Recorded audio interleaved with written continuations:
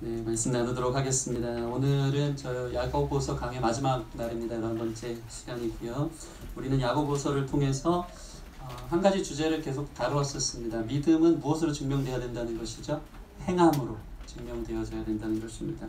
야고보서 2장 22절 보면 이렇게 나와 있습니다. 내가 보거니와 믿음이 그의 행함과 함께 일하고 행함으로 믿음이 온전하게 되었느니라. 믿음과 행함이 동전의 양면처럼 따라오는 거예요. 그래서 참 믿음은 참 행함으로 나타나게 되어 있는 줄 믿습니다. 이거는 사실 무서운 말인 거예요. 여러분의 참 행함이 없으면 내가 참 믿음을 가진 사람이 아닐 수 있다는 것을 계속 우리가 의심하면서 날마다 경각심 있게 듣고 깨어 있어야 한다는 것입니다. 특별히 우리의 행함의 삶은 우리의 믿음을 더욱 온전케 하는 거예요. 여러분 믿음으로 행하십시오. 그러면 그 행함이 우리의 믿음을 더욱 온전케 하는 줄 믿으시기 바랍니다.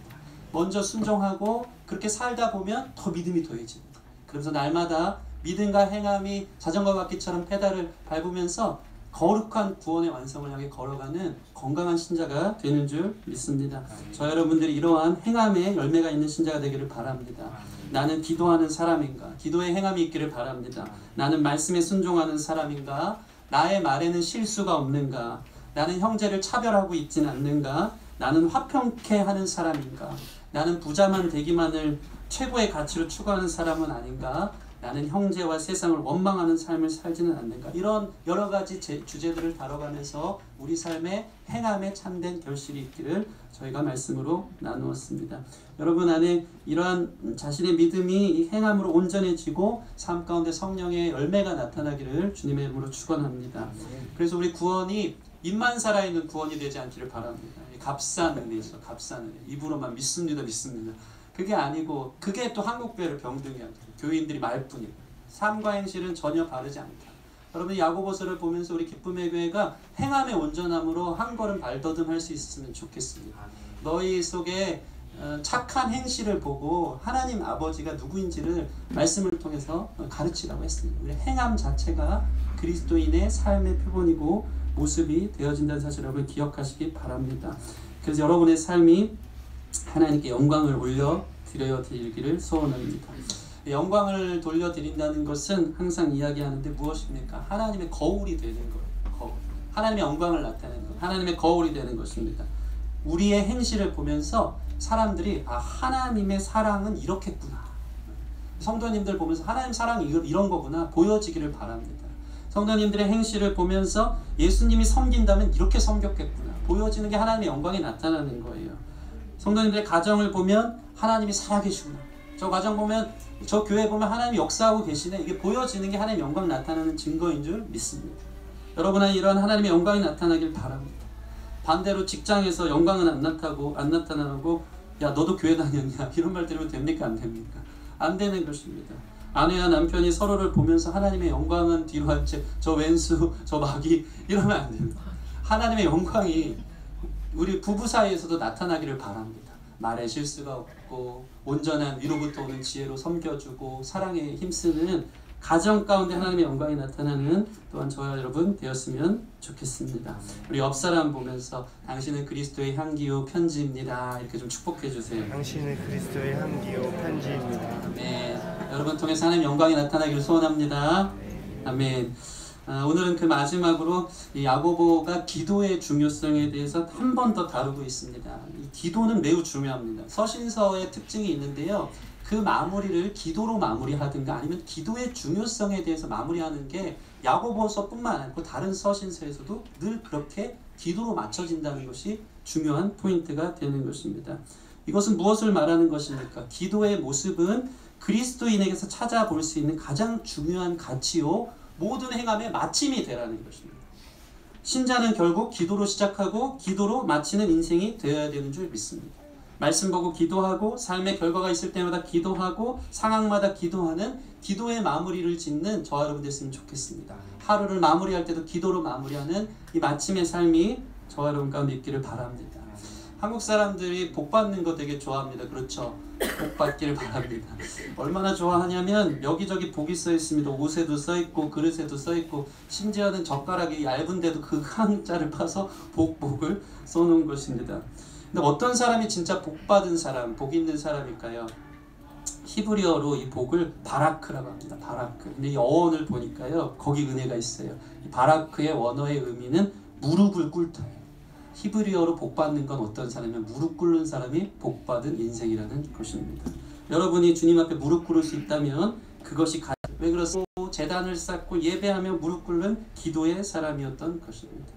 저와 여러분이 나는 이 야고보서 강해에 나오는 이 야고보는 별명이 있어요. 저도 잘 못 보고 기억이 안 나서 인터넷 찾아서 봤더니 이 낙타가 털이 다 있는데 무릎만 하얘요. 거기만 이렇게 뼈처럼 털이 다 없고 이렇게 다듬어져 있는 거예요.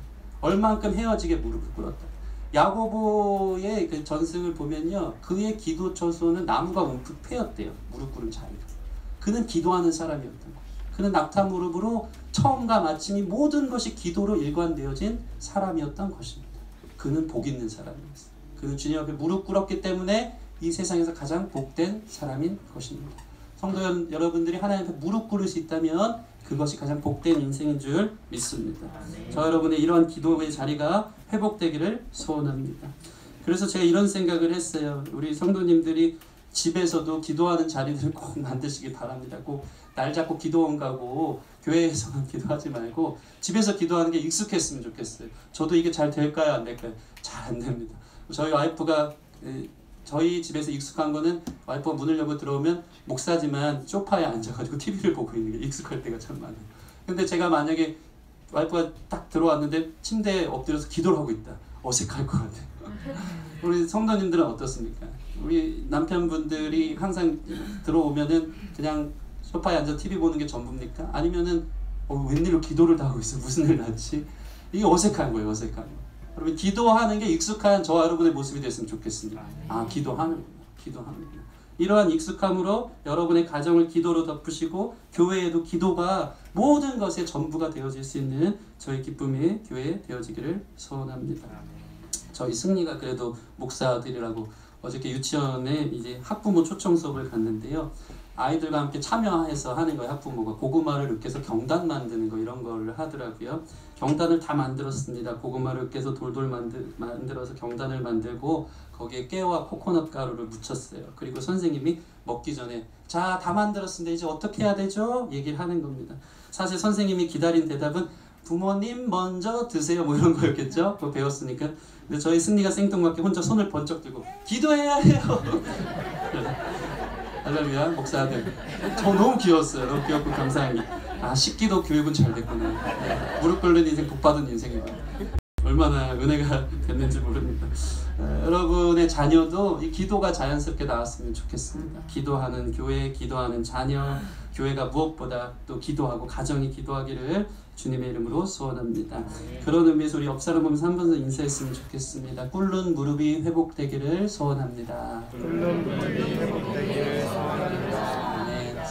네, 이런 의미로 오늘 말씀을 좀 풀어가면서 여러분의 수많은 상황 속에서 어떻게 기도를 해야 되는지를 함께 나눠보는 귀한 시간 됐으면 좋겠습니다. 오늘 13절 말씀 같이 한번 볼까요? 13절 말씀 시작. 너희 중에 고난 당하는 자가 있느냐? 그는 기도할 것이요 즐거워하는 자가 있느냐? 그는 찬송할지니라. 아멘. 여기에서 이야기하는 고난은 인생의 모든 고난을 이야기합니다. 우리가 항상 하는 얘기지만 인생은 고난의 연속입니다. 산 하나를 넘으면 더 큰 산이 기다리고 있습니다. 오죽하면 생로병사, 태어나면 그 다음 게 다 우울하죠. 늙고 병들고 죽는 거.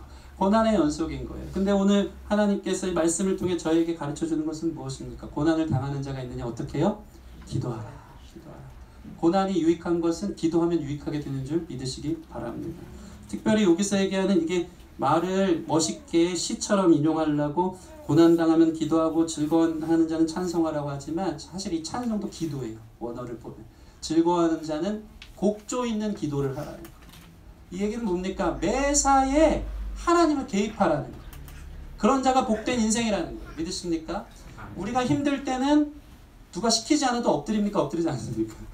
엎드립니다. 주님 찾습니다. 숨도 못 쉴 만한 어려움들이 있으면 하나님의 사람은 당연히 무릎 꿇게 되어 있습니다. 그런데 즐거울 때, 기쁠 때 성도님들 기도하십니까? 기도의 자리를 찾으시기 바랍니다. 왜냐하면 잘 나갈 때가 가장 큰 위기이기 때문입니다. 교만하고 이게 내가 얻은 결과고 라고 생각하고 하나님을 잊어버리면 그게 복이 아니라 도구로 다가올 때가 있는 것입니다. 여러분 즐거울 때 하나님 주신 복인 것을 생각하며 겸손하게 기도할 수 있는 저와 여러분 되어지기를 소원합니다. 다윗이 언제 가장 큰 죄의 타격을 받았습니까? 중년 때 다 완성하고 성공하고 다 잘됐다고 생각했을 때 다들 전쟁터에 보내놓고 그는 쉬면서 그냥 우리아의 아내 바세바를 범하는 큰 죄를 범하는 결과를 가져온 것입니다. 교만했던 거죠. 잘 나간다고 생각했던 거죠. 잘 될 때, 즐거울 때 곡조 있는 기도로 하나님 앞에 감사함으로 나아가는 여러분의 모든 고난과 즐거움의 상황 속에서 하나님을 개입시키고 하나님과 동행하는 복 있는 성도님 되기를 주님의 이름으로 축원합니다. 고난 가운데 기도하면 고난이 유익이 되고요. 즐거움 속에 기도하면 기쁨이 배가 될 줄 믿습니다. 특별히 야고보는 보다 구체적으로 인생의 수많은 고난 속에서 특별히 이 고난하면 제일 큰 고난이 뭡니까? 병드는 거거든요. 질병의 문제를 다루고 있습니다. 삶에 예기치 않은 병이 찾아오는 것 같은 고난은 없는 것입니다. 우리 14절 말씀 같이 한번 읽겠습니다. 14절 시작. 너희 중에 병든 자가 있느냐? 그는 교회의 장로들을 청할 것이요 그들은 주의 이름으로 기름을 바르며 그를 위하여 기도할지니라. 당시 야고보 교회에는 병든 자들이 있었습니다. 병이 들었다는 것은 헬라어로 아스데네인데 이것은 질병을 포함한 모든 종류의 연약함을 얘기합니다. 전인격적 연약함, 육체적, 정신적 병, 영적 병의 전인격적인 연약함을 이야기하는 거예요. 정신적으로든지 아니면 끊지 못하는 잘못된 습관으로 영이 피폐해졌든지 하는 모든 병든 상태를 말하는 것입니다. 그런데 참 재미있는 게 있어요. 이 병든 모습의 원인을 야고보는 죄의 문제와 관련시키고 있어요. 다시 얘기해서 이 죄의 결과로 병이 들었다라고 얘기해도 과언이 아닐 만큼 그것을 그 다음 구절에서 이야기하고 있다는 것입니다. 우리 15절 16절 보시면 병든 자를 구원하리니 뭐라고 나왔죠? 혹시 죄를 범하였을지라도 사하심을 받으리라. 16절은 너희 죄를 서로 고백하며 병이 낫기를 위하여 기도하라. 죄와 병이 같이 병행적으로 엮여서 그 결과의 어떠함으로 나오는 것처럼 이야기하고 있다는 것입니다. 물론 성도님들 삶에 오는 수많은 고난과 질병이 꼭 죄의 문제이지는 않습니다. 사도 바울의 같은 경우는 어떻죠? 그는 주님 앞에 3번이나 그 특심이 되어서 기도할 만큼 심각한 안질이든 간질이든 질병이 있었어요. 그게 사도 바울의 죄 때문입니까? 아니었죠. 그게 그 은혜가 족하고 은혜의 방편으로 사도 바울에게는 허락했다는 것입니다. 그런데 그럼에도 불구하고 성경은 죄와 질병이 밀접한 관계가 있다고 이야기하는 구절이 상당히 많이 있습니다. 마가복음 2장 5절에서는요. 중풍병자가 나오는데 예수님께서는 이 작은 자야 내 죄 사함을 받았느니라. 중풍병자 고치기 전에 먼저 죄를 사하는 경우가 나타납니다. 더 구체적으로는 요한복음 15장 14절에는요. 38년을 베데스다 연못가에서 앉아 있었던 병자가 있어요. 근데 예수님이 이렇게 말씀하십니다.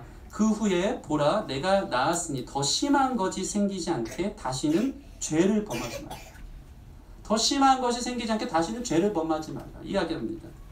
고린도전서 11장 30절에는 성찬식에 주의 몸을 다음 주에 우리 성찬식 할 겁니다. 동희 형제 함께 하는 줄 믿습니다. 주의 몸을 분별하지 못하고 마시는 자는 자기 죄를 먹고 마시는 것이 되어 너희 중에 병든 자와 약한 자가 많아졌느니라 라고 나와 있습니다. 여러분 이것은 오늘날도 마찬가지입니다. 어쩌면 우리 삶의 이 전 인격적인 연약함, 정신적, 육체적, 영적 어떤 질병들과 병든 부분의 이유가 죄의 결과일 수 있다는 거예요. 겉으로 드러나는 질병의 문제를 비롯해서 여러분 안에 있는 우울증, 불면증, 공황장애, 정신병, 열등감, 무너진 영적 자존감, 수많은 신경성, 과민성 스트레스들이 어쩌면 죄의 결과라고 나타나는 것입니다. 여러분 그런데 하나님께서 이러한 질병을 허락하시거나 아니면 건강한 몸을 함부로 내둘렀기 때문에 자기가 그 결과의 값을 받는 내버려 두심으로 인해서 받게 되는 결과이든지 상관없이 은혜가 무엇입니까? 은혜는 우리는 그 병든 과정 고난 속에서 엎드릴 곳이 있다는 것입니다. 죄의 결과로 인해 고난이 왔음에도 하나님의 자녀에게는 기회가 남아있는 거예요. 그래서 13절 너희가 고난당하는 자가 있느냐 그는 기도할 것이요. 그게 죄 가운데 은혜인 줄 믿습니다. 그게 하나님의 자녀들에게 주어진 기도의 특권이며 그래서 그게 복받은 거예요. 병들었어. 죄로 인해서 병들고 질병이 오고 내 삶이 피폐해지고 영적으로 메말라져 있어. 근데 그런 고난이 올 때 우리에게 기회가 있는 거예요. 그게 은혜인 줄 믿습니다. 그때 기도하면 고난이 유익이 되는 거예요. 우리를 더 온전케 하는 거예요. 병도 낫게 하고 죄도 떠나게 하고 하나님과의 온전한 관계 가운데 이끌고자 하는 하나님의 특별한 섭리라는 사실 여러분 기억하시기 바랍니다. 그래서 시편 119편 67절에는 이렇게 나와 있습니다. 함께 읽어볼까요? 시작. 고난 당하기 전에는 내가 그릇 행하였더니 이제는 주의 말씀을 지키나이다. 아멘. 아멘. 저 금요일마다 우리 이완 목사님의 시편 119편 강의를 기가 막히게 하고 있는데 다음 주 본문인데 제가 은혜 받고 보다가 이 구절이 오늘 말씀을 딱 떨어지는 거예요. 보십시오. 고난 당하기 전에는 내가 그릇 행하였더니 병들기 전에는 하나님이 치시기 전에는 내 마음대로 내 것인 것처럼 살기 전에는 그릇 행하였더니 이제는 주의 말씀을 지키는 고난을 통해서 하나님 앞에 엎드리고 기도가 회복되어져서 주의 말씀을 지키는 은혜의 방편으로 인도하시기 때문에 이것이 우리에게 얼마나 큰 은혜인지 말로 다 할 수 없는 것입니다.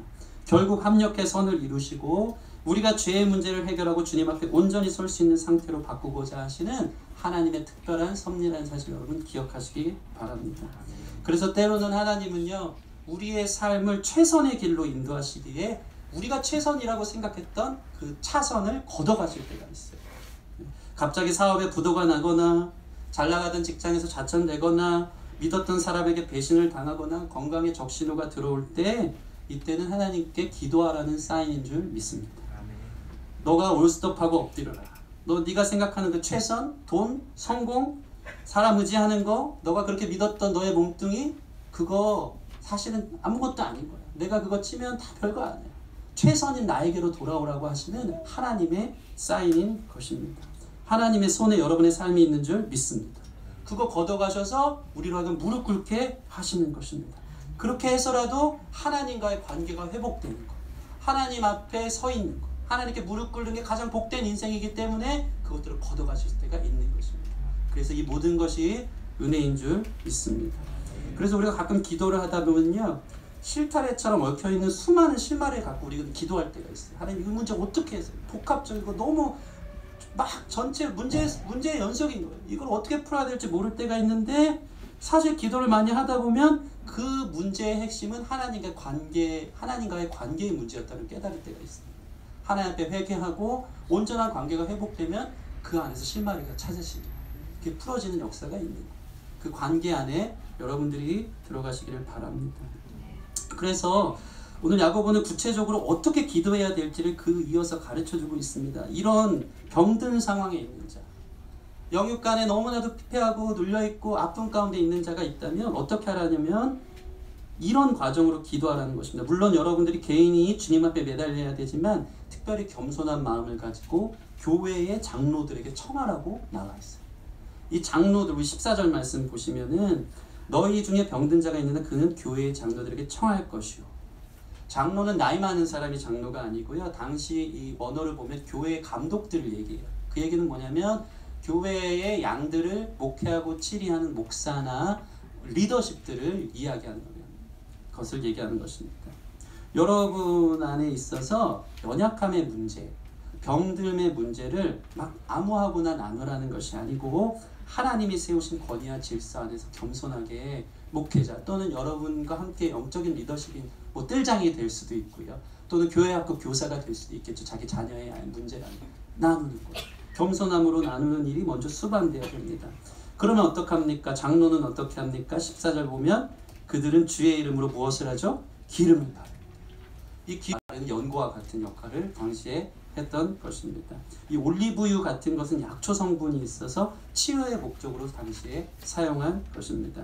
실제로 누가복음 10장에 보면요. 강도 만나서 다 죽어가는 사람을 선한 사마리아인이 어떻게 합니까? 그를 위해 기름과 포도주를 부어 상처를 싸매주고 임시방편으로 낫게 하는 것을 볼 수 있는 것입니다. 그래서 기름을 바르는 첫 번째 의미는 실제 치료의 목적이고 치료의 목적. 여러분 병들었을 때 기도만 하면 됩니까? 안 됩니까? 기도만 하면 안 돼요. 병원 가시기 바랍니다. 하나님이 주신 일반 은총을 누려야 돼요. 그게 지혜로운 방식인 줄 믿습니다. 두 번째는 기름 바르는 의미는 뭐냐면요. 이 장로들이 의사도 아닌데 왜 기름을 바릅니까? 그럼 두 번째는 영적인 의미가 있습니다. 이 기름을 바른다는 것은 뭐냐면 겸손함으로 자신에게 찾아와서 자신의 병듦에 대해서 함께 기도해달라고. 얼마나 마음 아파서 찾아왔겠어요. 얼마나 마음이 답답하고 힘들어서 찾아왔겠어요. 그런 장로가 그를 위해 특별히 기름 바르면서 하나님의 특별한 개입이 이 지체에게 있기를 선언하는 의미로 기름을 바르는 것입니다. 기름 부어 발라 특별한 은혜가 겸손하게 자신의 병든 문제를 나누는 이 지체에게 있기를 구하는 행위입니다. 주님, 이 지체가 이 연약함을 나누었고 이 아픔을 나누었습니다. 저도 너무 아픕니다. 이 문제로 인해 얼마나 고통하고 있었습니까? 나누는 자에게 특별한 은혜와 치료가 있기를 원합니다 하면서 기름을 바르는 거예요. 그리고 나서 14절 보면 그를 위하여 기도할지니라. 기도하는 거예요. 참 감사한 건 뭐냐면요, 15절부터는 이게 꼭 장로들의 요청에 의해서 장로들에게만 행하는 것이 아니고 우리 16절 보면 어떻게 나와 있습니까? 그러므로 너희 죄를 어떻게 하라 그러죠? 서로 고백하며 병이 낫기 위해 서로 기도하라 라는 것입니다. 제가 많은 주석들을 보고 또 연구하면서 봤더니 아까 얘기한 이 교회가 질서가 중요하거든요. 장로들, 목회자들, 권위 있는 자들에게 자신의 연약함이나 병든 문제들을 나누세요. 나누면 가장 이 성경을 해석하면서 볼 때 가장 이상적인 것은 막 그것을 서로 제가 이런 어려움과 뭐 수치와 아픔들이 있으면 이게 아니고 장로들에게 나눈 것을 교회의 공적인 자리라든가 모임의 자리에서 이 목사가 지혜롭게 그 연약한 지체의 수치를 좀 가려주면서 지혜롭게 기도 요청을 하는 거예요. 이 형제가 막 낱낱이 막 다 까발려서 이런 문제를 저한테 고백했는데 이게 아니고 기도를 요청하는 거예요. 형제를 기도해 주세요. 어려운 가운데 있어요. 그러면 성도들이 그것을 갖고 함께 합심하여 기도하면서 병낫기를 기도하면 그 형제든 그 지체가 주님께 돌아오고 회복되어지는 역사가 있는 거예요. 이러한 거룩한 삶의 간증과 은혜가 저희 기쁨의 교회에 넘쳤으면 좋겠습니다. 이 질서와 권위 아래서 저희 금요기도회 때 요한 목사님 이거 참 잘하는데 기도 요청 잘해요. 기도 요청 누구 위해서 생각나는 영혼들. 이 거룩한 교회 안에서 예배를 통해서 그런 기도를 통해 치료와 회복과 주께 돌아오는 기도의 놀라운 역사를 우리가 경험하게 되는 것을 여러분 믿으시기 바랍니다. 그것이 살만나는 신앙인의 삶이 아닌가 생각해요. 기도의 응답이 있어요. 함께 합심하여 기도하면 병이 낫습니다. 믿으십니까? 함께 합심하여 기도하면 악신이 떠나갑니다. 병든 자가 낫게 되고 그의 모든 영적인 연약함에서 회복되어지는 거룩한 역사가 있음을 믿으시기 바랍니다. 믿고 기도할 때 하나님 응답하시는 것입니다. 이러한 놀라운 간증과 체험이 저희 교회에 넘치기를 소원합니다. 제가 중학교 때였을까요? 저희는 삼형제인데 하루는 밤중에 갑자기 11시쯤인가 저희 어머니 아버지가 일어나셨어요. 밤중에 누가 급하게 통화하고 잘은 생각이 안 나는데 이모인지 삼촌인지 지금 암 말기 판정을 받았다고 입원해 있다고 급하게 병원을 가시더라고요. 그날 밤에. 저희 삼형제는 평소에 너무나도 이렇게 좋아했던 사랑했던 이모 아닙니까? 뭐 병이 심하게 걸려서 이제 오늘 내일 한다는 얘기를 듣고 너무 깜짝을 놀라서 사춘기였어요. 제가 중학교 때고 저희 큰형은 대학생이 됐을까? 서로 사춘기 삼형제가 얼마나 어색했겠습니까? 근데 마음속에 기도해야 되겠다. 이모 위에 우리 엄마 아빠 갑자기 밤중에 나가셨다. 기도해야 되겠다 한 거예요. 너무 어색하다 보니까 그래도 본건이 있어가지고 당시에 찬양 카세트 테이프를 틀어놨어요. 셋이. 생각해보세요. 그 상황을 골방에서 셋이 자다 깨서 자기 이불에 누워있는데 카세트 테이프를 크게 틀어놓고 기도하자 형 기도하자. 너무 지금 봐도 하나님 볼 땐 예쁜데 우리 셋이 너무 어색했어요. 자다 말고 뭐 하는 거냐. 기도해야 되나? 그래서 폼을 잡고 기도하기 시작했어요. 무릎을 꿇고 기도하니까 찬양 소리도 들려오면서 그 중학생 된 저와 저희 삼형제가 그날 밤에 기도를 했어요. 기도했는데 어떠한 결과가 있었습니까? 다음날 아침에 부모님이 일찍 오셨어요. 근데 부모님이 막 화를 내시면서 들어오는 거예요. 왜 그런가 봤더니 에이 그런 병원이 어딨어. 오진이었대 오진. 할렐루야 오진이다. 저는 이게 기도 응답인 줄 믿습니다. 죽었다 살아난 우리 이모를 암말기 지금 막 갖다 놨는데 야 오진이래. 당시 뭐 그런 일이 있었고 상식적으로 막 그럴 수 있었겠죠. 근데 저는 하나님이 그걸 기쁘게 보신 거예요. 합심하여 합심기도. 어떡하나. 얼마나 순수해요. 찬양 테이프 틀어놓고 어색한데 그래도 순정해야 되니까 무릎 꿇고 삼형제가 기도하니까 다음날 오진에 놀러오는 결과가 있었던 것입니다. 여러분 기도에는 응답이 있습니다. 예화가 재밌기만 한데 이제 돌아가시다 보면 은혜가 되는 줄 믿습니다. 여러분 제가 이 병낫기를 위해서 서로 이 말씀을 보면 이제 기도하고 병과 함께 하나님과의 관계도 깨어진 관계도 회복되어지는 것 이것에 대해서 이제 나누었습니다. 그러면 오늘 말씀을 보면 그 단서가 있어요. 도대체 어떻게 기도했기 때문에 병든 자가 구원을 얻고 죄 가운데 있는 자가 자유를 얻게 되었는가? 그 말씀이 잘 나타나 있는 것이 바로 15절 16절 다시 한번 읽어볼까요? 15, 16절 시작. 믿음의 기도는 병든 자를 구원하리니 주께서 그를 일으키시리라. 혹시 죄를 범하였을지라도 사하심을 받으리라. 그러므로 너희 죄를 서로 고백하며 병이 낫기를 위하여 서로 기도하라. 의인의 간구는 역사하는 힘이 큽니다. 아멘. 오늘 말씀을 보면 15, 16절 처음에는 믿음의 기도, 마지막에는 의인의 간구가 나와요. 이걸 대구법으로 다 넣고 그 사이에 그 내용을 넣은 거예요. 다시 말해서 믿음의 기도는 곧 의인의 간구인 거예요. 믿음의 기도는 의인의 간구인데, 그렇다면 의인의 간구가 역사하는 힘이 크대요. 그러면 어떤 게 믿음의 기도일까요? 어떤 것이 의인의 간구이기 때문에 역사가 일어날까요? 주여 주여 믿습니다 하는 것이 의인의 간구일까요? 아니면 오래도록 그 문제를 붙들고 지속적으로 기도하는 것이 믿음의 기도일까요? 예, 맞을 수 있지만 오늘 이 역사하는 힘이 강한 기도를 야고보는 의인의 간구라고 얘기하면서 의인이라는 관계적, 이 자리적 용법을 사용하고 있는 거예요. 의인은 무엇입니까? 하나님과의 관계가 온전한 사람을 의인이라고 합니다. 다시 말해서 하나님 앞에 우리는 죄인이지만 예수 그리스도의 보혈로 덧입혀진 하나님의 자녀들이 의인인 줄 믿습니다. 구원받은 사람들이 의인이라는 거 믿으십니까? 아멘. 여러분들이 죄 가운데서 죄인의 삶을 살아도 구원받은 사람은 의인인 줄 믿습니다. 그러나 죄의 문제가 심각하게 있으면 먼저 회개하시기 바랍니다. 잘 안 들어주실 때가 있어요. 하나님의 음성이 안 들려요. 그러나 하나님 앞에 떳떳하게 견고하게 온전히 서 있기를 노력하며 하나님의 자녀로서의 권세로 기도하는 사람은 그 기도 자체가 능력 있는 기도가 되는 거예요. 죄인이 아닌 하나님의 자녀로서의 기도이기 때문입니다. 성도 여러분들은 의인입니까? 죄인입니까? 죄인입니다. 아멘. 그러나 관계적으로 의인인 줄 믿습니다.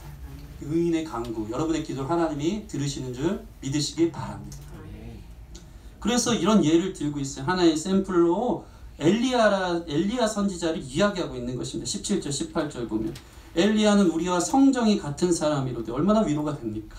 그가 비가 오지 않기를 간절히 기도한즉 3년 6개월 동안 땅에 비가 오지 아니하고 다시 기도하니 하늘이 비를 주고 땅이 열매를 맺었느니라.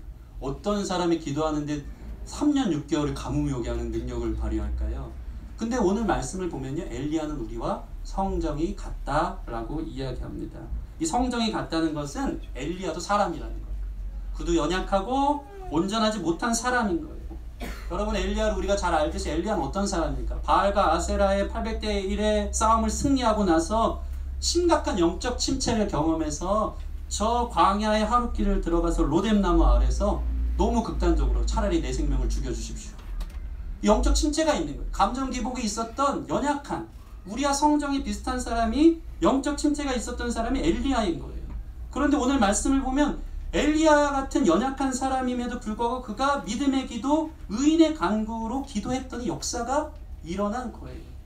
그러면 이 의인의 간구, 믿음의 기도는 어떤 것인가요? 우리 말씀 보면 17절 보면 그가 비가 오지 않기를, 이 오늘 말씀만 보면 뭐라고 하죠? 간절히 기도해요. 아, 그럼 간절히 기도하는 게 의인의 기도인가?